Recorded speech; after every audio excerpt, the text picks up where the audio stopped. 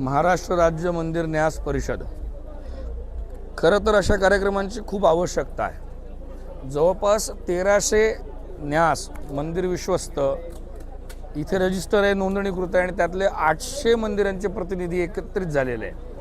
अशा कार्यक्रमांची आवश्यकता का बरं आहे तर सध्या चालू असलेल्या घडामोडी, त्याच्यावर असलेलं विचारमंथन, राजकीय बाजू, न्यायिक बाजू आणि त्या व्यतिरिक्त आपल्याला आवश्यक असलेल्या बाबी यावर एकत्रितपणे कुठेतरी चर्चा होणं आवश्यक असतं। आणि मला तरी वाटतं की या न्यास परिषदेमुळे या सर्व विश्वस्तांना एका कुटुंब पद्धतीत एकत्र येऊन या सर्वांवर विचारमंथन करण्याची एक मुभा मिळते, एक स्वातंत्र्य मिळतं।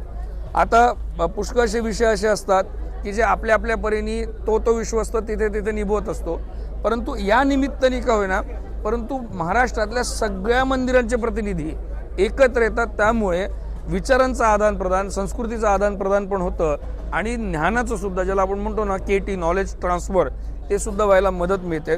त्यामुळे महाराष्ट्र राज्य मंदिर न्यास परिषद विशेष करून सुनीलजी घनवटांना मी अभिवादन करतो आणि आनंदाने हे सांगू इच्छितो की असे कार्यक्रम कुटुंब पद्धती एकत्रित होऊन का होईना परंतु अत्यंत आवश्यक आहे आणि याचं महत्त्व हे आपल्याला मागल्या वर्षीपासून या वर्षीपर्यंत अजूनही दिसतंय आणि याचा फायदा पुढे पण व्हावा अशी इच्छा भगवंताच्या चरणी, पांडुरंगाच्या चरणी, ज्ञानोबांच्या, तुकोबांच्या चरणी व्यक्त करतो। रामकृष्ण हरी।